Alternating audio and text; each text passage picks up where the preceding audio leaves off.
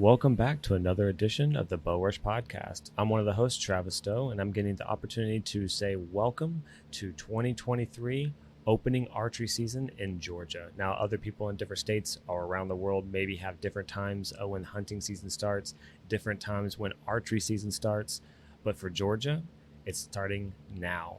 It is September 9th, and I can tell you it is going to be a great year. Our buddies in our hunting group have already found some perfect spots to hunt, have already gotten the trail cameras out, already been showing the type of deer, the kill list that they're putting together, what they want to go after, and I can tell you it's going to be pretty phenomenal. Well, this episode, we wanted to talk to Joe Miles again. And if you haven't heard from one of our episodes, Joe Miles created the product line Asio gear, and when he came on, he told us about the product. He told us about some amazing stories, and we honestly fell in love with the product. Well, we've been using the product for quite some time now. We decided to bring him on and share some of the new technology, the new advancements, the things he learned from listening to the hunters that use his product. It not only changed the product for the better, but it also changed him. Well, anything have you known, Joe is an incredible storyteller. He has some amazing stories and some really cool things you can possibly learn to make you even a better hunter. So I really hope you enjoyed this episode. Let's get it going. Something I know we had we got a chance to talk a while back. Since then, we actually joined up and had Chasten join the team with us. So we got Chasten on the call as well. He's another local Gainesville boy up here with me. Hey, Joe, how you doing? Man, I'm doing great. Hope you are. Yes, sir. And Your Florida boys are coming into South Carolina this weekend for a little SEC baseball. Oh no, Gainesville, Georgia. Oh, Gainesville. Yeah, we're a hop, skip, and jump from you, man. We're not far from that South Carolina border. Okay, I thought Gainesville, Florida. So sorry about that. No. Hey, listen, we're Gator haters. we're all on the same page there. There you go. Well, me and Travis both were able to pick up some Asio gear shortly after that first podcast we had with you. Yep. I think I used it out in Illinois that year, and then last year Chase and me went out to Missouri and then Illinois back to back. And man, I'll tell you, man, it's the most impressive gear. You just blend in everywhere that you're at, and it's the warmest thing in the world. So I'm super appreciative of you coming on and talking to us about it, because we definitely believe in that gear, man. Awesome, man. That's so good to hear. I appreciate y'all having me on again. It's been quite a whirlwind last 3 years for sure. Well, that's part of it, right? We just want to, when we first talked, the line was out and really starting to get a lot of kind of groundswell. There's a lot of stuff on social media about it, but it was really just getting traction. What's changed for you and for the company in the last 3 years? Has there been like a major tipping point for you, or kind of a epiphany that you had about the company itself over that transition of just starting out to really being what's kind of a premier line in the industry right now? It's kind of setting The bar high. Setting the bar for everyone else.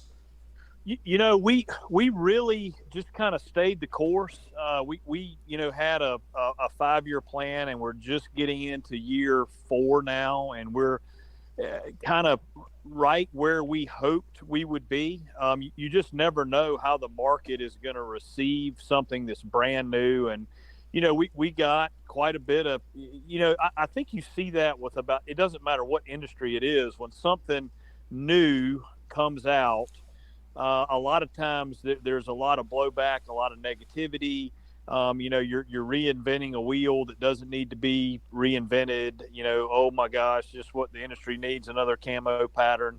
And that really, I guess, fueled us, and created those 4:30 in the morning to 10 o'clock at night day.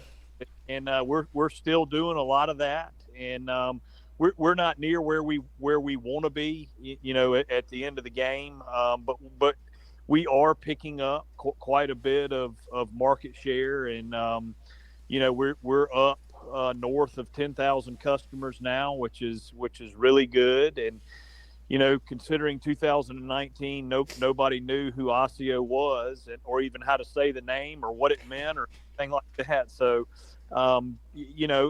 like anything else, and I know you guys are very familiar with this. As hard as you work at things, that's what it takes. And I knew we had a good product. I knew it was good quality clothing, and I knew the camo pattern made sense for us tree stand bow hunters. And if we just stayed the course, we'd start getting some organic growth, and luckily, getting into year 3, we started to get some organic growth. And what I mean by that is, you guys get some of the stuff, and you've got 3 or 4 buddies that see it, and you explain it to them, and they look at it, feel it, touch it, and then they end up with it.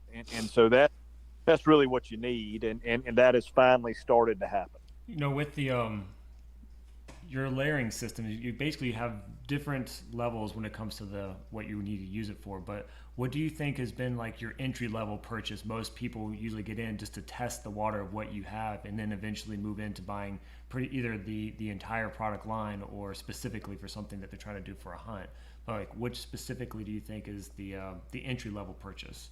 Yeah, so I think that our midweight pant and midweight hoodie or that kind of is what guys start with. And then our most popular seller of all is our Sherpa line jacket. That is kind of that midweight jacket that's got the windproof, waterproof membrane, and so that jacket, those midweight pants, and that midweight hoodie tend to be what a lot of guys start with. And it's regional. We get guys here in South Carolina that start early August, and so we do see a lot regionally of guys getting our early season pants and early season hoodie, because it's such hot weather here when we first when we ordered, and I surprisingly I didn't get the pants. I just have the what do you call it? The bibs. And I realized that I kind of made a mistake, because it took me a little bit. I was like, I really wish I got at least a lower level or the pants itself, because it really does keep you warm, incredibly warm. I was sweating. I'm like, this is what it felt great. I feel like it's like a blanket. But then even like October, I'm like, I really have to question if I want to wear it. Then I'm going in with like my breeches just because it gets so hot. Yes, yeah. I mean that Primaloft insulation is for weight to warmth ratio. It really is some of the warmest stuff on the planet. That the man that invented Primaloft has not gotten enough credit, because that is a super warm insulation for sure. Well, we're wearing that stuff out in Illinois. Last year it wasn't too cold. The year before, though, that's when it was. I mean, I think most of the 5 days I was out there, it was teens to low teens to maybe high single digits. And I mean, I didn't get cold one time in that stuff. And that's awesome. I love hearing that. And me being a Southern boy like y'all, I would freeze to death. Mm-hmm. You go to Kansas and get a 25-mile-an-hour wind and a 25-degree day, and try and sit for 6 hours. God, I would freeze to death. So yeah, I'm not as tough as those Midwest boys, that's for sure. I gotta perform.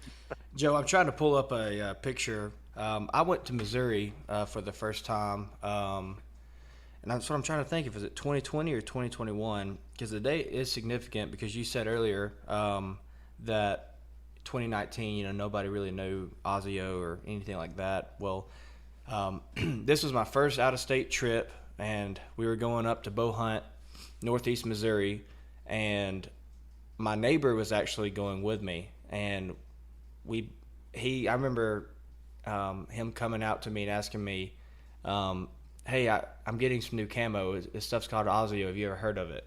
And I hadn't heard of it at that time, but I remember it coming in, and he loved it. But yeah, that was really early on, just thinking about it, and it just dawned on me that, of that story. But he loves it. He still wears it to this day. He's a good buddy of mine. He still wears it. That's his main line for hunting. So awesome. Yeah, it's you're definitely reaching out to people. That was in Jefferson, Georgia. He lives in Jefferson, Georgia, and yeah, it was. He's very impressed with it. So that's good, man. and that's really what it takes is guys that get it and use it. And we're always getting feedback. We're always trying to stay ahead of the curve on technology. I'm constantly getting in new fabrics to sample, and because it is so dadgum competitive. I mean, you've got some 800-pound gorillas, and we're a small shop. We're a small shop that's growing. And I think where we can win is really our customer service. And then if anything ever happens to any of the gear, we have a lifetime warranty, no questions asked. If you bought something in 2019 and it rips or a button tears off, we'll either fix it or replace it. So that's where we can really go head to head with some of these bigger companies. That's awesome. Well, I think something that speaks volumes to that is when we kind of first reached out to talk to you, it was early on, and we're just a couple guys doing a podcast. But every year, I mean, you answer text messages, you kind of tell me how your hunting season's been, or you listen to my hunting stories. So to still have that connection where someone like you is replying back to text messages, and I know it's not just me, right? I mean, I know that's a lot of guys out there and a lot of girls that you've talked to over the years, but you really care about the people that are using the gear, and you're excited to hear, hey, how are they using the gear? And you don't get that with a lot of companies out there. You get a 1-800 number and hopefully a call back, right? Well, I absolutely love it. I love it.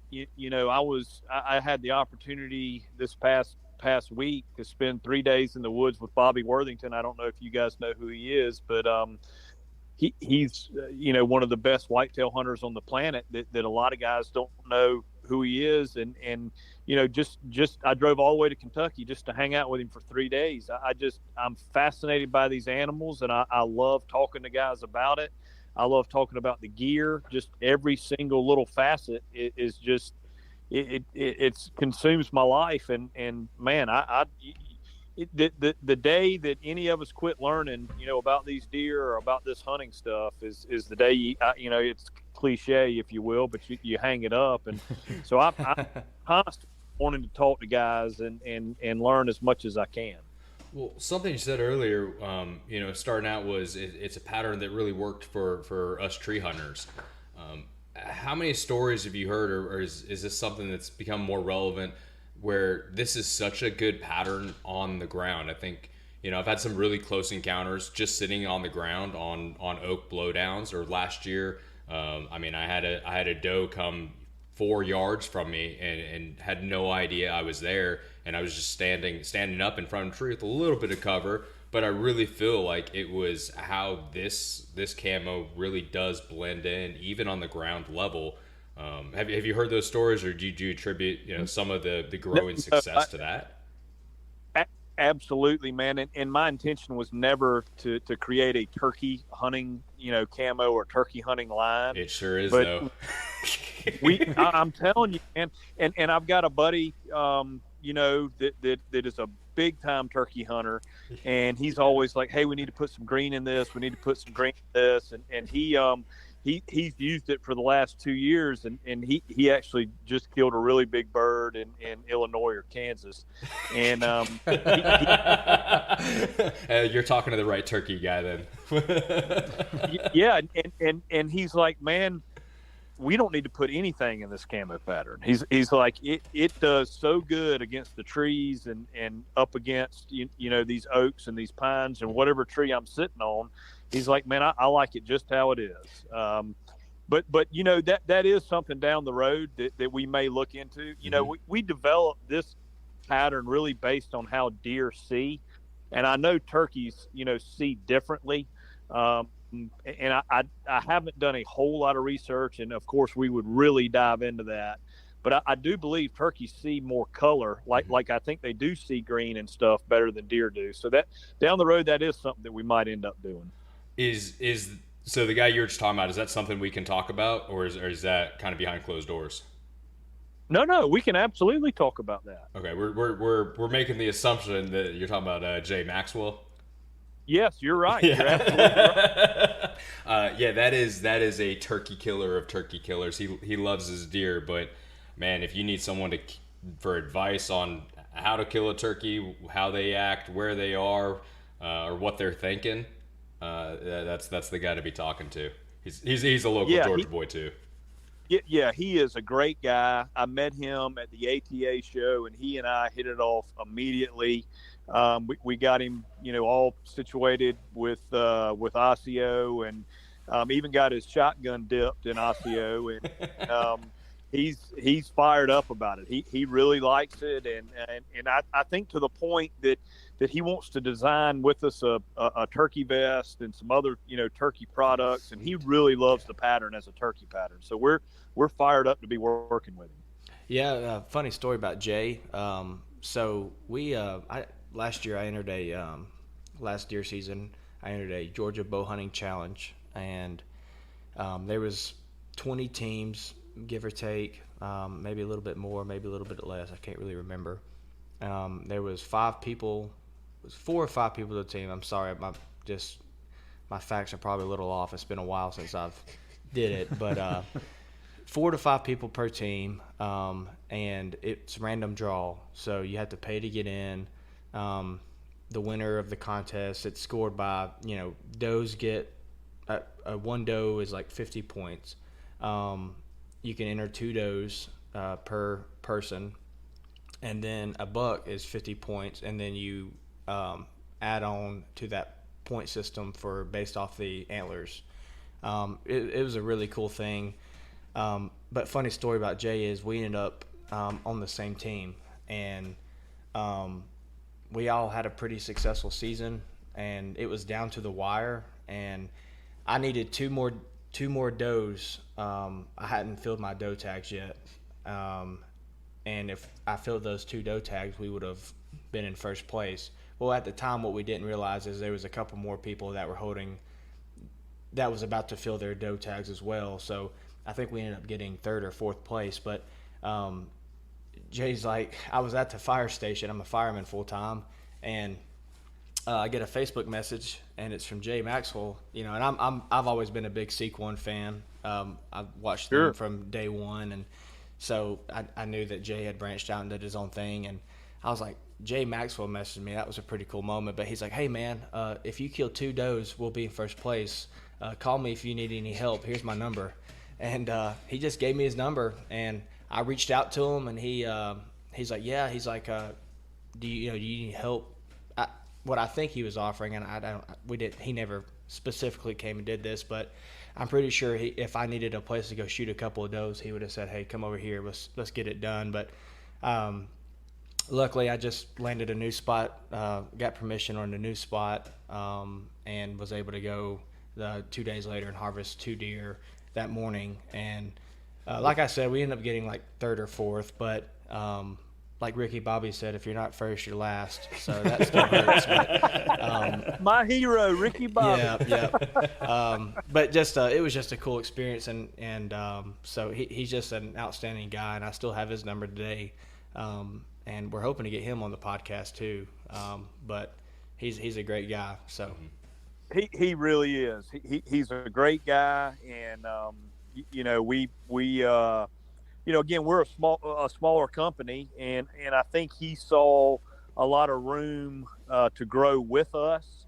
Us being from the South, and him not being just a number, but being an actual contributor to the brand and the direction of the brand, and that sort of thing. We just hit it off, and we couldn't be happier to have him as part of the team, and giving us good feedback, because he is a heck of a hunter, not only with the turkeys but with the deer as well. So absolutely, once he gets a couple seasons under his belt, that's something that we do, with you guys and everybody else that hunts seriously, is we have a very in check ego and want the honest feedback. So we try and talk to all of our guys that hunt a lot, that run it. Hey, let's walk through the early season pans. What if you had perfect world, what changes would you make to it? I'd like a pocket here, or I'd like, a place to be able to put my knife, or, whatever it may be. And so we take note of all that, and we go to the drawing board for quote unquote 2.0, all that goes into the equation. So I think that's really what Jay saw, with us. And again, yeah, we're happy to have him working with us. You got a good guy working with you guys for sure. And Joe, I think this, I think the transition of camo over the years, you look at 20, 30 years ago, maybe even 40 years ago, like Real Tree, and then, some of those original camos that they had, and Mossy Oak, and, the Bottomlands, and all those like Grandpa used to wear, and yeah.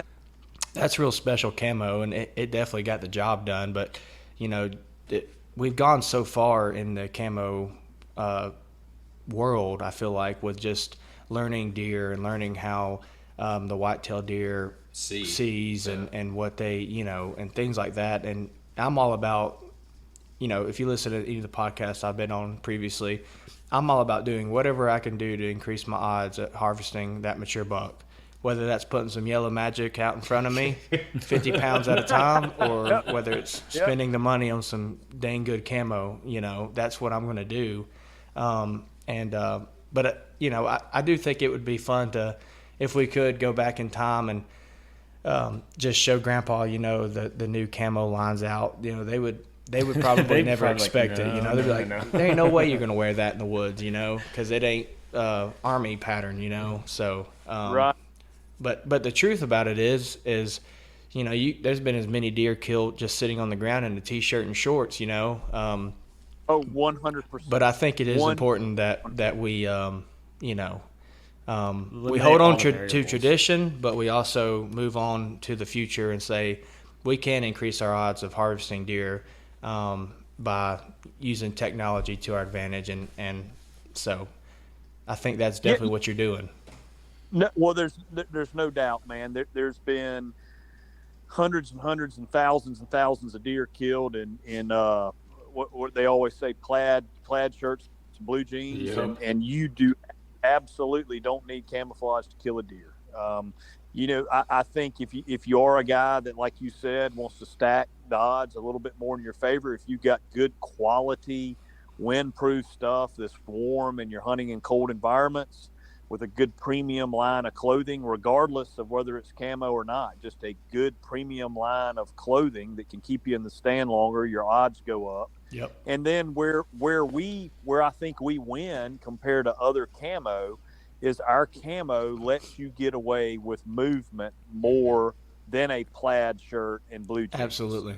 And that can be the difference. That can be the difference in killing the deer, but you don't have to have it. And I'll never argue that. Somebody that says my granddad stacked them up in the blue jeans and the flannel shirts, absolutely he did.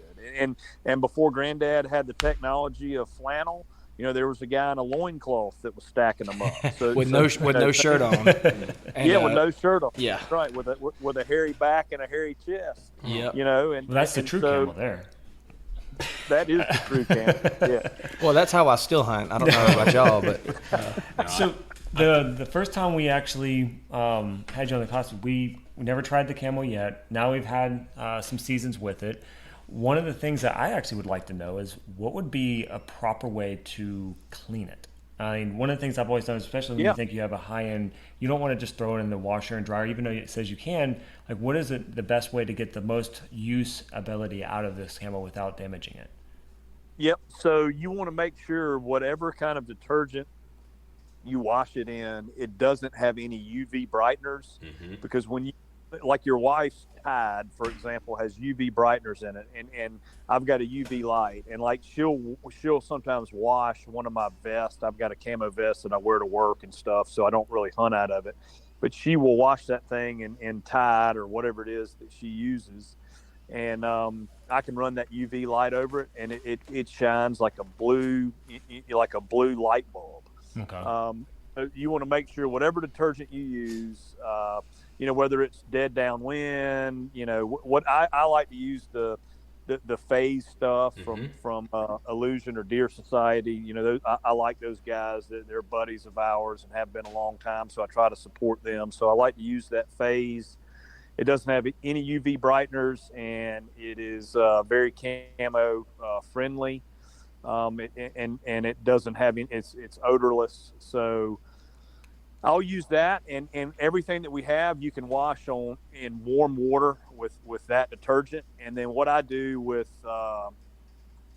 most all of the stuff is I will dry it 90% of the way on low heat, tumble dry, low heat, about 90% of the way, and then I'll hang dry it the rest of the way. Now, the early season stuff, you can dry that stuff the whole way. The midweight hoodie, you can dry that the whole way. The vest, you can dry it the whole way. But the stuff with the Primaloft insulation and then the fleece line stuff like the Sherpa jacket, Sherpa pants, and Sherpa bibs, those I like to, I'll stop at about 90% and just let them air dry.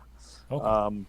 That tends to let the life of those garments last longer, and that insulation and that fleece will keep its life longer. You don't have to do that. You can dry it all the way, but that's just my recommendation and what we've found. That's good to know. It's good information. Absolutely. Well, one thing with camo, it kind of falls in line with my same thoughts on scent control, is if you're hunting mature buck, doesn't matter and how you smell, how much scent cover you have. It doesn't matter what kind of camo you have on. If you do the best scent protection you can, if you wear the best, most perfect camo, it's only going to give you that additional little bit of time. Right? Oh yeah. It's just can I get that extra 5 or 10 seconds before they get wary? Well, and Yeah. just deer behavior, right? A lot of times it's not even the big mature buck; it's the daggum mature doe The natty that's doe. standing under your tree that you don't know about when you get tunnel vision when you got a 150-inch deer in front of you, and she'll bust you. I've always said, and Joe, I don't know if you'll agree with this, and Scott and Travis, but I think it's just as hard to beat a mature doe's nose as it is a buck's nose, and they're mamas, and they're tough and they're smart and they know when something's different in the woods. Don't believe me? Go there and hunt, and I promise you'll hear them blow at you. Oh yeah. All the time. That Frequently. nanny doe's got to go. Oh yeah. Yeah. I've told this story a lot of times, but I had a spot in Illinois that was really good, and it had a like human walking path on one side of it. It really helped it because deer in that area would, they got more accustomed to human scent. And I would walk down that path in the mornings, 30 minutes before daylight, and I'd have to cut off the path like 50 yards to get to my tree. And I never will forget it. I had sprayed down with whatever it was on my boots, and I'd gotten my clothes. They were all out of the scent-free everything, and to the point that we even had a scent-free washing machine and dryer that we only used for hunting clothes in that camp in Illinois. And we were as scent-free as we could possibly be. And that morning, 5:30, I'd cut down that path, climbed up my tree, and at 10:30 in the morning, here comes one of those does that you're talking about. I mean, just an old Roman nose. She had to be 8, 9 years old. She had 2 fawns with her, and she comes bebopping across this cattle pasture, and they jump the little fence, and they're on the walking path, and they're acting completely normal. Well, she starts coming kind of towards where I cut over and smelled where I had cut off that walking path, and buddy, it became 100% business. She tracked me all the way to the base of my stand, went over to my pull-up rope, smelled it, smelled my sticks, and looked up in the tree and picked me off, and completely lost it. Ran about 100 yards and blew for 15 minutes. Letting everybody know what's going on. And there's nothing more aggravating than that. Yeah, and I mean that it had been 5:30 in the morning, and this was 10:30 in the morning, and she still did that. And it's amazing how those old mature does are so switched on. They are, and I think this is not scientifically backed by no means because I probably need to do more research, but I think it's just that motherly instinct. I have young does around me all the time. They don't really give me no problems. It's just that one doe that you see coming up and the big hunchback and a long nose and just obviously an older deer, and she will. I promise you, she will humble you in a heartbeat, and Yeah. she'll duck your arrow and everything. It's just it's amazing. But that's one reason I love hunting is that the thrill and challenge of beating that animal in their natural habitat, and that's that's their living room. That's where they spend their life at. And we're visiting their house pretty much. And trying to get it done. So. Again, having a good camo line is important, and that gives you that slight advantage. Absolutely, that's something you should 100%, in my opinion, spend your money on, and get that advantage. So, Can you say that again real slowly? I want to. Yeah, I'll just take 10% of the market for that. Yeah, perfect. Yeah. We can make that happen. Well, we're talking about hunting. I love talking about the gear and us using it, but obviously you use it too. How did your season go last year? Was there anything particular that you learned about your camo on your own hunts last year?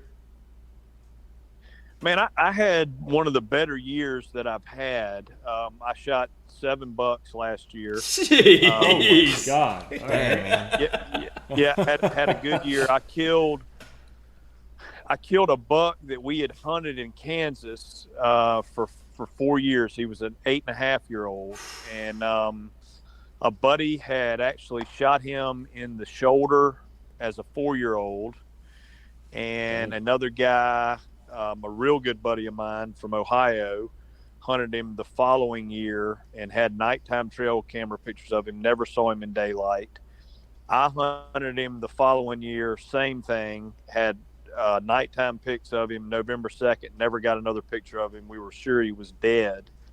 And then lo and behold, year before last, he shows up again, and I had already killed a buck in Kansas. And so this year I said, if this buck shows up, I am going to spend the whole season hunting him. And I ended up killing him the first afternoon I hunted him. I Wow. figured out exactly kind of where he was bedded, and it was completely opposite of where we thought he was living. And then when you kind of put it all together, I won't say it made it simple, but it sure made it a lot easier because there was really one funnel he was coming through. But as far as I got off track there a minute. As far as the camo, I guess it kind of reinstilled that because I started in South Carolina in August, and I shot a velvet buck opening day, August 15th, and it's 98 degrees and 75% humidity, and I'm in our early season stuff, and I'm as comfortable as we can be. And then later on in November, up in Ohio, when it gets down into the teens and it's blowing hard as can be, and I'm in our late season stuff, and I'm comfortable then. And then I finished up the season down in Mexico, where we had a real, we would have a feel like temperature of in the 20s in the mornings, and then by the afternoon it would be almost up to 80, and it just kind of, what it did is it taught me some gap pieces that we needed, and so we're going to be adding a couple gap pieces. We're going to have some base layers coming out, and I guess what the season taught me was that you really do need a line that goes from one spectrum all the way to the other, and then a really good layering system, to be able to layer under everything. So that, and I do absolutely look at it as a business when I go on these hunts is, how can I make the business better? The business being the line of clothing, and trying to experience as many different hunting scenarios in different parts of the whitetail range as I can. Well, it's one thing to take the feedback from the people using it, but again, you use the word kind of reinstills those things when you go experience yourself. Like, oh, this is exactly what they were talking about. They're absolutely right. Let's make this change or make that change. Absolutely. That's it. That's it. Exactly right. Are there any peripheral pieces, backpacks, or anything like that you're making changes to, or even shoes? Is there anything you're going down that line outside of the clothing part of it? So we've got a smaller version of our backpack coming out. We've changed up some straps on it. We've put some straps on the bottom of the pack. We've added some new buckles. They're more high end auto locking buckles that are easier to use. So we've beefed up the pack, the larger pack, and we'll have a smaller, more run and gun type pack coming. I've redesigned our collars for all of our like vests and jackets. We're working with an attorney right now to get our patent implemented. So we've got a tapered collar design that's unique to anything in the industry, to where, I've seen it over and over and over again. I never could figure it out. And I kind of went the same route with these big full front collars that when you have them zipped all the way up and you try to get anchored, they could be in the way. And then if you have them unzipped, you can actually get string interference with them. So what we've done is come around the back, and we'll be launching all this stuff in about a month, but come around the back and it scallops down to the point of the zipper, so that it's completely out of the way and you can never get any string interference. And then, for guys that aren't bow hunters, we'll have our standard collar available as well. And then guys that are bow hunters that they want something warm on their neck, they can throw a neck gaiter or face gaiter on, to do that. So that's some changes. Then we've got some fabric changes coming.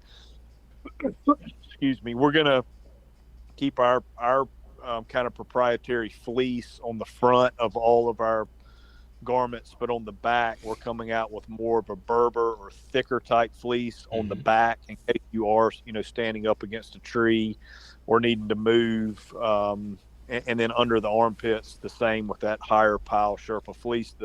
Not to bore anybody here, but what happens when you get that real kind of, I'll call it nappy or Berber fleece, you have to wet print it. And when you wet print the camo on that type fleece, it soaks down in between the fibers, and you lose a lot of the clarity or definition of the camo pattern. So we're going to use it because it's a quieter fabric, but I feel like it only needs to be placed in the areas where you need to be the quietest, and then whatever's going to be presented to the animal, your chest, if you're trying to draw or shoot your gun, that needs to be the high integrity pattern. So we'll leave that. So it's going to be super unique and stuff that guys haven't seen before in the camo industry. Well, that's so interesting you say that. So one of the specific features you just talked about was the zipper. So in a past life, and back in 2011, jeez, long time. Yeah, a while. Me and Travis both worked with a camo company, since went defunct, but based out of Utah. And everything they did was based on spot and stock, right? How do we get as military like from that mindset? The owner of that camo company, one of his best friends was Glenn Doherty, one of the guys that was killed in Benghazi. Oh yeah. Wow, yeah. So a lot of the designs came from Anthony Dixon, who owned 46 Rail, talking with Glenn about, hey, you hunt people for a living. How do you stay concealed? And took a lot of those camo patterns or camo styles or clothing styles into account.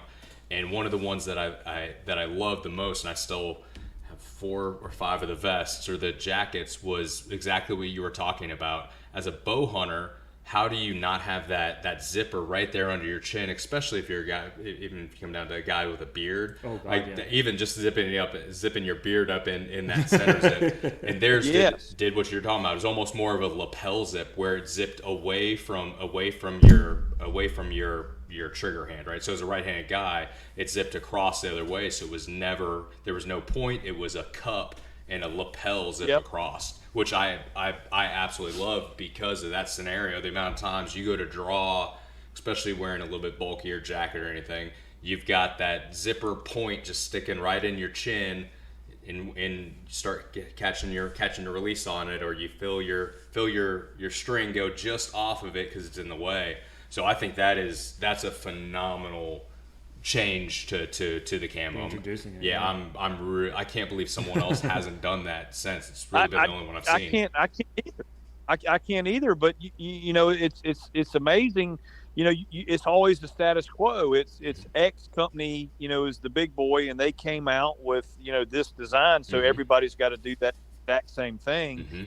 But that's not, you know, that's not the case. I mean, it's got to function. I mean, again, we're trying to stack the deck and just get little things, you know, for our advantage, and you know, that's something that can really. I mean, I saw it multiple times in videos this year. Guys getting string interference with their collars because they weren't they weren't zipped all the way up, or you know, their anchor points are different. You know, they anchor and shoot all year with their you know, if they're shooting a thumb release or even an index finger release up against their cheekbone, and they've got these big collars that throw that off. And I mean, you can miss 3 or 4 inches at 30 yards doing that. Oh yeah, and that's all it takes to ruin a season. I know. Oh. Well. So anything on? Have you looked into shoes, or has that ever come up? Because that's been a big thing. Well, I would love it if they could somehow, you could work with like the Noble shoes and have that pattern, because I love the shoes, but I think the pattern would look sweet on that. Well, we would love to license the pattern to a really good shoemaker. There are shoes and boots are so. I think you got to be one or the other. You got to be really good at clothes or really good at shoes, and we just. I don't think that's an elephant we want to tackle right now. But I would love to get with a shoe or boot company that makes a good quality boot. I've got some ideas for some designs that would change things there too, and just, you know, maybe consult with them on a whitetail boot and a whitetail shoe, and put our camo on it. I would love to do that. That'd be like closing everything from the top to the bottom. You'd be fully packed with your pattern. That would be awesome. Yeah, we just, you know, as we grow, I think that'll, you know, we'll get more opportunities to do that, and you know, hopefully we can find an up and coming shoe boot company that would want to partner with us, or just license our pattern. You know, and I don't even know that we'd want anything for them using the pattern. It would just help us all. You know, it would help, you know, everybody. How can we get bows dipped if someone wants to get their bow dipped in Asio? What's the process? I would do that easily. So believe it or not, I've been through 3 dippers already, and all 3 of them have failed miserably. We were lucky to get Jay's gun done. That was a fiasco to get his shotgun done, but we finally got it done. I sent my bow to a dipper, and you know, they came highly recommended, and they put my limbs in some kind of acid, and it melted my limbs.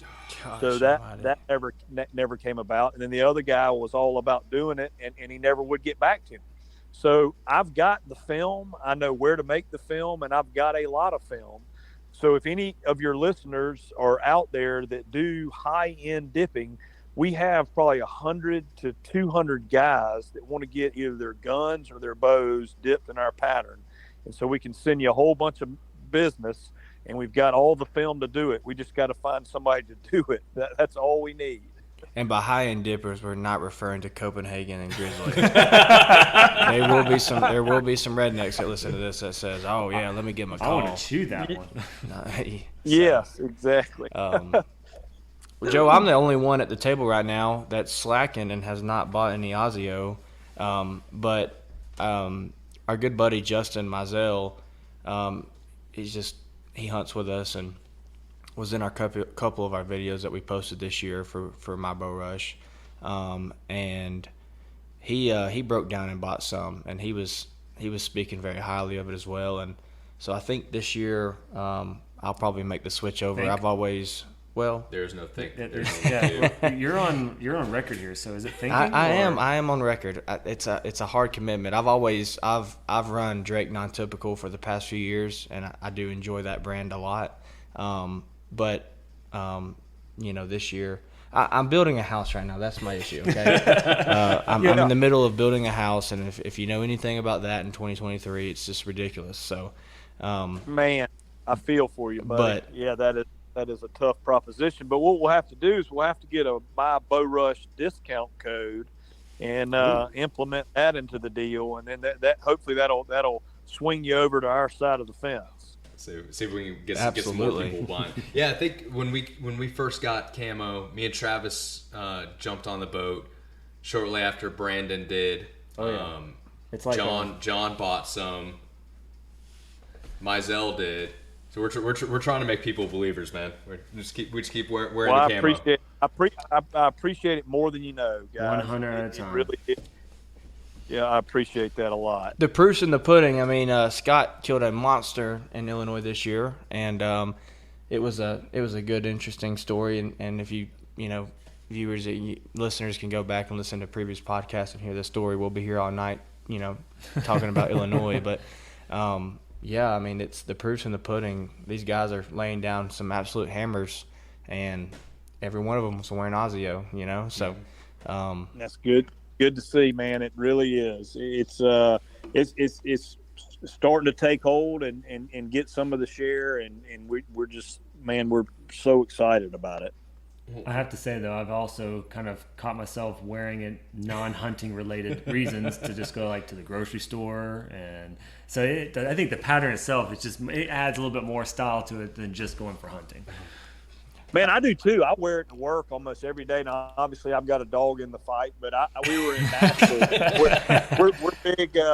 we're big baseball fans. I played at University of South Carolina, and my wife's a big baseball fan, so we went and watched them play Vanderbilt. And man, I saw a couple guys, downtown Nashville that had our vests on, and that was really cool to see. That's awesome, Joe. I have a really good business idea.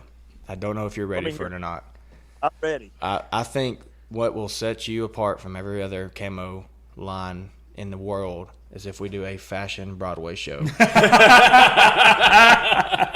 And you get the most handsome hunters in the industry, and Scott included in that. Just kidding, Scott. No, don't swell your head up. But well, that rules me out. So we'll have to Murphy's Law. It'll be you got to fit in, Joe, to 2023 and the culture, and so maybe doing that'll get some of the younger generation involved too, So I'm just messing. That absolutely could be. Well, what do you have on the books for next season? I mean, I know it's going to be here before we know it. Are there any big hunts, or are there any big conventions? Obviously, ATA and SHOT Show and stuff like that. But are there any shows you're going to or hunts you're doing? We've got one in Alabama, and then we've got one in Georgia. It's like the big Buckarama. Oh yeah, and I think that's a good show. July or August. So we'll be there. We're gonna have a big booth there. I think it's a 30 by 10 or 30 by 20 booth. We'll be there for that show. And then next year, we've got over 20 trade shows that we'll be going to, or consumer shows. We had a lot of success at them this year. I wish we had done it, right out of the gate. But what we learned, it's important for guys to see it, feel it, and touch it. So.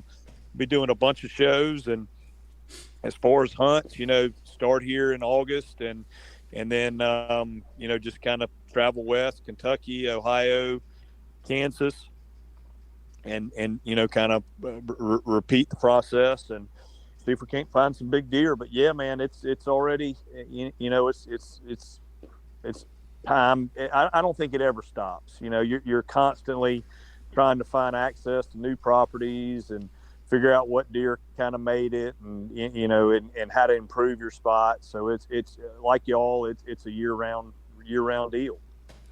Absolutely. Well, and I was going to ask them. So I was actually looking back through some of our recent conversations, podcasts, or just even some of our hunting trips and kind of networking side. What is it about South Carolina that seems like it's such a hot spot or a great place for someone to start a hunting company? We've obviously been talking with you for a couple of years now. A new upcoming turkey blind, Newcomb, just came out. They're South Carolina boys. And then B4 Outdoors is a non-for-profit hunting organization and does most of their stuff out in Missouri. But again, they're South Carolina based. It seems like there's an exploding culture of hunting, building new companies in the hunting community. Is there something about South Carolina? It's just kind of been a long kept secret, and everyone's starting to bring out their ideas. Or man, you have got me. I don't know. Maybe it's some of that redneck ingenuity to pop through the surface. I don't know. That is a very good question. I'm not sure. When did you? And we covered this a little bit on the initial one, but for people catching on to Asio on this podcast for the first time, when did you start Asio? When was really the first idea for it? And then when did you launch? Yeah, so October of 2018 is when I always had, I was very fortunate to do some sheep and goat hunting, kind of over the last 10 years, and got exposed to the really high-end hunting clothes, the light stuff that kept you super warm with the windproof liners. And so I really wanted to bring that to the whitetail world. I just thought that there was a gap there, but because most of those companies were born out west, and they had good western and mountain hunting camouflage, but and most of them have migrated to the whitetail market. But in my mind, they still have kind of missed the pattern of what we need as whitetail hunters. And so that was the missing link for me, was a really good camo pattern that made sense and different, in all environments where whitetail live. And so in October of 18 is when I got the idea to use that kind of that ambush owl type pattern. I saw those great horned owls fighting, and then when they flew off, that one disappeared in those trees. And that's kind of when it started, was October of 2018, and we launched in July of 2019. So it was a pretty fast process. I love hearing that. Well, how can listeners, how can they find you, follow you on either socials or reach out to you directly to start getting some product in their hands? Yeah, man, I appreciate that. So Asio Gear, ASIOgear.com is our website. And I see every email that comes through there. So if somebody wants to email there, they can also email me directly at Joe@Asio Gear. And then Instagram is Joe Miles Hunting. And I respond to all the messages I get on there. And Facebook is Joe Miles Hunting. And then all of the same for Asio Gear on Instagram and Facebook. And then we do have a Joe Miles Hunting YouTube channel where we do some bow testing and some arrow testing and broadheads and stuff like that. It's pretty interesting. So that's where everybody can find us. Joe, I just followed you on Instagram. Thank you, man. I'll keep up with you. I'll keep up with you. Send him a message. I appreciate it. See if he receives When replies. are we doing the Broadway show? That's awesome. Funny. Yeah.